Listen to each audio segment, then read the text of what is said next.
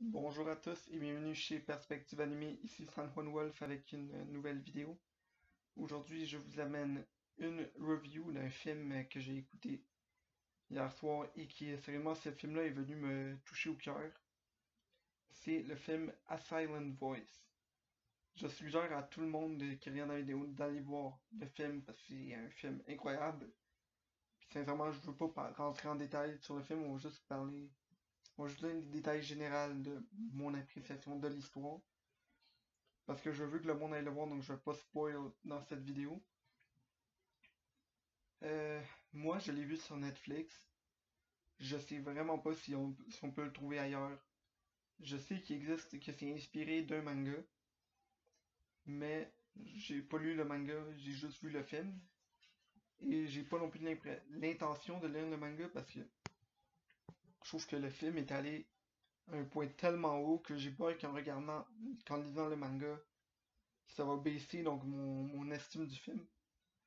Vraiment, c'est un film que, vraiment, parmi les films en animé que j'ai vu, c'est probablement le meilleur. Et je pense que ça rentre parmi mes films préférés de tous les temps. Je vais faire un petit résumé du début du film sans vraiment rentrer trop en détail.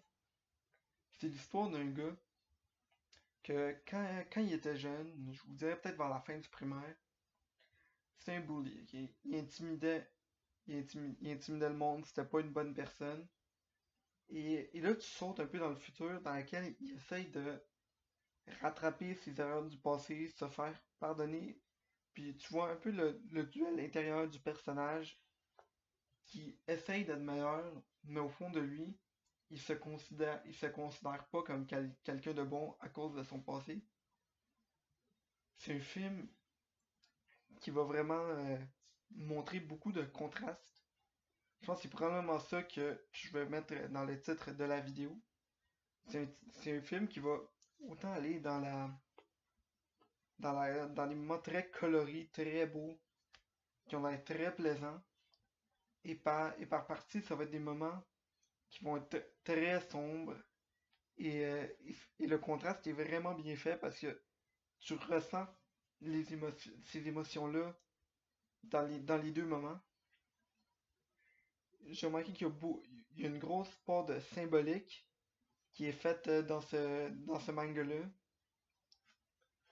Je ne vais pas vous donner d'exemples concrets, mais on a, par exemple, dans les scènes qui sont joyeuses, le rythme est très accéléré, il y a une musique qui est très qui est très rythmée, les gens ont l'air heureux, c'est il y a beaucoup de lumière, et dans les moments qui sont un peu plus sombres, ils vont souvent faire ça la nuit, il va souvent avoir de la pluie qui va revenir, le tout va être vraiment lent, musique lente, il va souvent y avoir des ralentis, je trouve que c'est vraiment bien fait parce que c'est de même vraiment que l'on ressent genre la vie dans nos moments heureux et dans nos moments sombres. Quand les choses vont mal, on dirait que le temps ralentit et quand les choses vont bien, on dirait que ça passe vite et que t'as pas le temps vraiment d'en profiter.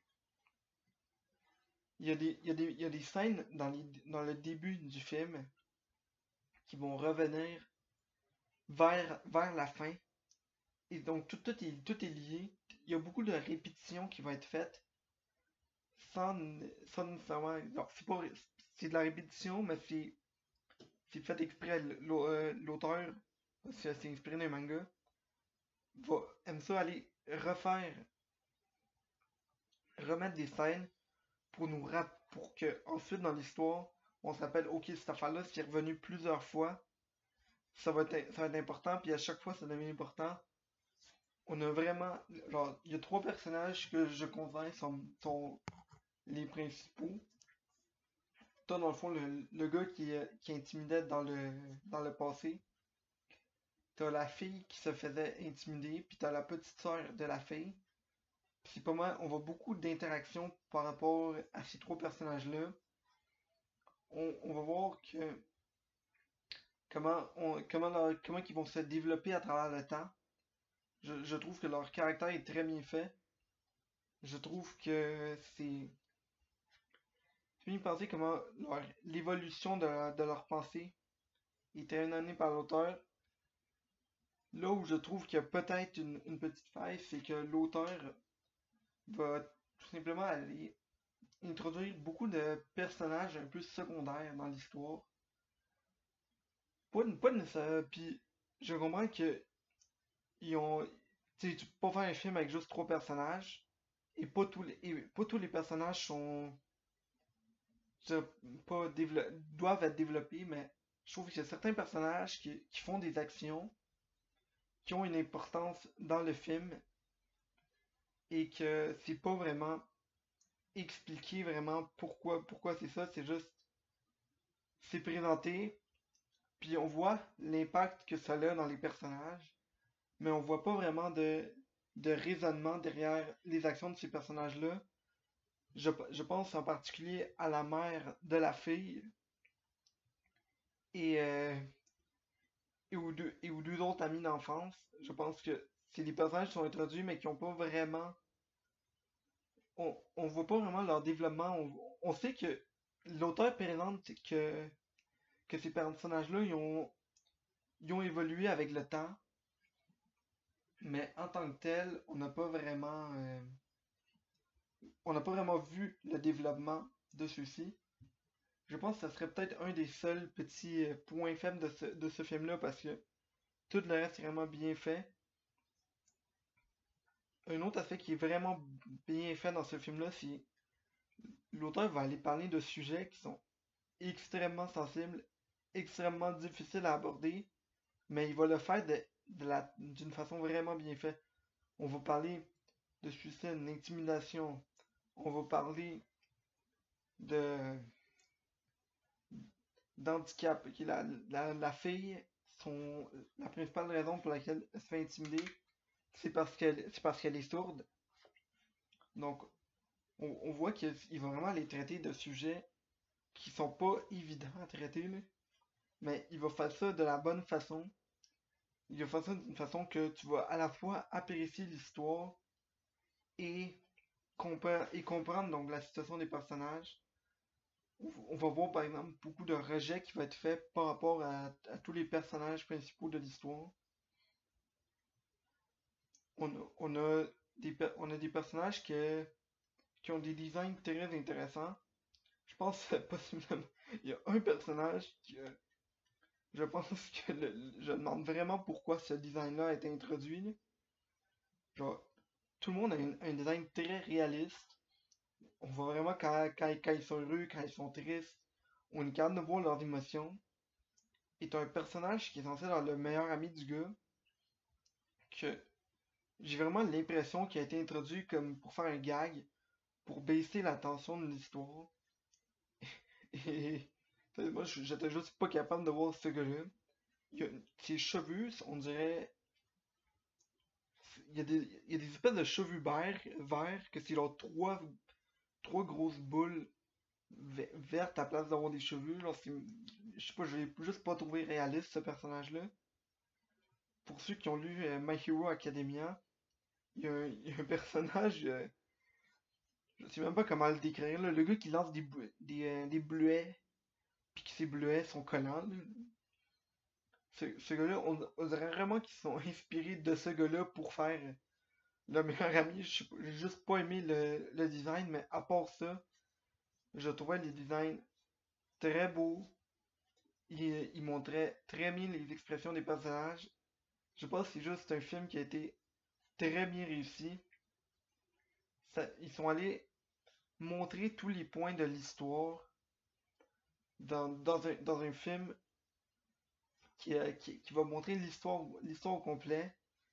Quand j'ai commencé le film, il me reste encore peut-être 45 minutes encore à écouter, puis j'en ai parlé un peu avec Tano, puis j'avais des doutes par rapport à un certain point de l'histoire. J'étais comme, ah, ce bout-là, je suis pas trop convaincu. Puis là, j'ai fini le film, j'ai fini cinéma 45 minutes, puis j'ai compris le point que je critiquais à ce moment-là. Donc c'est un film que la fin va vraiment montrer comment les personnages ont changé. on a pu voir donc toute une histoire résumée. Je vais vous avouer, le film était un peu long, c'était comme 2 heures et demie, mais j'ai remarqué je pense qu'ils ont pris toute l'histoire complète du manga, je pense que c'est 6 tomes. Je sais vraiment pas. J'ai vu qu'il y avait plusieurs tomes. Je sais pas pourquoi j'ai dit ça, c'est un chiffre sorti de ma tête. Ça se peut que ce soit ça, ça se peut que ce soit pas. Mais on dirait ils ont décidé d'inclure toutes les scènes du manga dans le film. Donc ils ont fait un film très long, mais qui est très complet. C'est un film que je suggère à n'importe qui s'intéresse à des films animés. Ça peut plaire à tout le monde. C'est pas parce que tu préfères les films de combat que ce film-là va pas être apprécié. Je pense que c'est un film qui peut être apprécié par tout le monde. Évidemment, c'est pas un film d'action, c'est un film de sentiment. Mais je pense que Tano le répète à chaque fois, c'est pas parce que t'es un gars que t'as pas le droit de regarder des shoujo. C'est vraiment, c'est un film qui est bon à voir, peu importe. C'est un film qui est fait pour un public, pour tout public. Sinon, je pense que c'était pas mal tout ce que je voulais amener par rapport à Silent Voice aujourd'hui. Je vous suggère sincèrement d'aller regarder ce film. C'est un film qui vaut la peine d'être vu. C'est un film qui a une symbolique très belle, très sombre et à la fois très colorée. Je ne sais vraiment pas comment. Faut que vous le voyez pour comprendre ce que je veux dire par rapport, par rapport à ce contraste entre lumière et noirceur. Mais je le trouve vraiment bien fait. Par rapport à ce que je disais par rapport au shoujo, je pense que ce film-là, le pire ennemi, souvent quand tu lis un manga, tu cherches un peu à un personnage qui a un ennemi et il essaie de battre cet ennemi-là, puis je pense que dans ce film-ci, l'ennemi c'était lui-même. Et ça, je pense que c'est une approche qui est très particulière à ce type de manga-là qu'on retrouve pas dans les mangas shonen où l'ennemi est une personne que le personnage doit battre avec ses poings, avec son arme. Alors, je pense que c'est une approche très intéressante, très différente et que j'ai vraiment apprécié. C'était Sandrone Wolf. Bonne journée tout le monde.